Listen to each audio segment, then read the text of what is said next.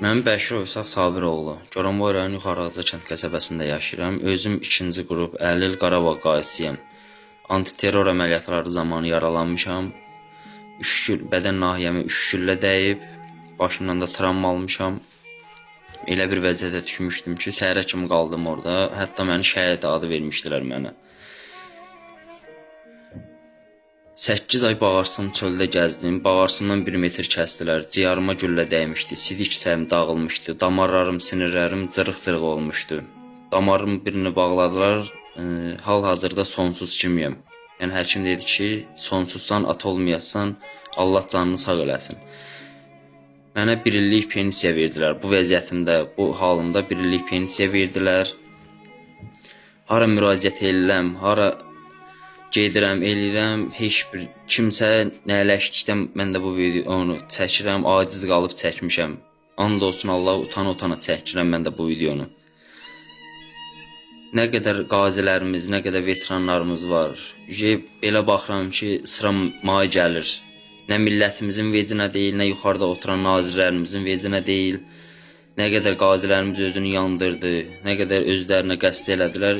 Baxıram ki, sıra məndədir, mənə çatır. Mən də bu videonu çəkməkdə məqsədim odur ki, bəlkə mənə də kimsə köməklik eləyə, səsimi eşidələr.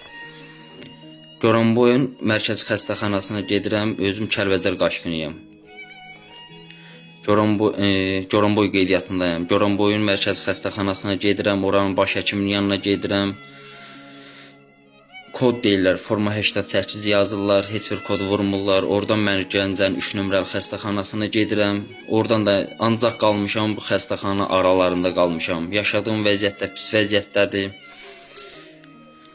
Ancaq küçə iti kimi qalmışam o qohumun evində, bu dostun evində. Bugün bir yerdə qalıram, sabah bir yerdə qalıram. Yaşadığım vəziyyət elə bir vəziyyətdədir ki, belə bir şəraitdə yaşayıram. Skoriya zəng edirəm, ağrım tutanda 2 saata gəlib çıxır.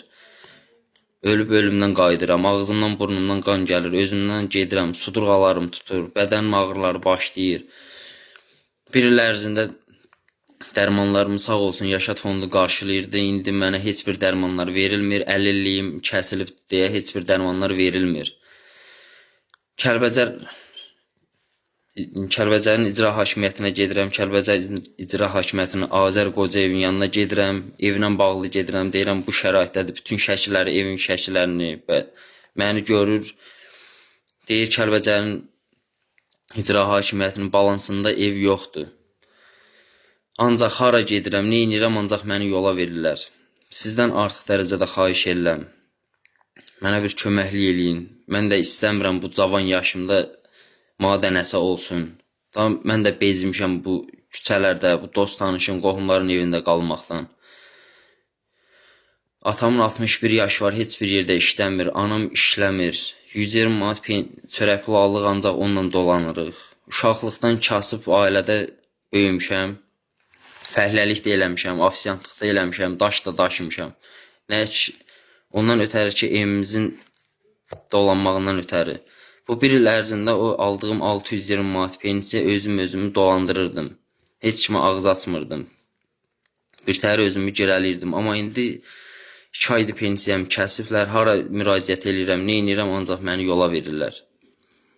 Nə millətimiz, nə yuxarıdakılar heç bir vecinə deyil. Hara gedirəm, nə edirəm, hara müraciət edirəm, xahiş edirəm, heç kim sözümə əhəmiyyət vermir. Heç kim vecinə almır məni. Sizdən artıq dərəcədə xahiş edirəm bir köməklik göstərəsiniz.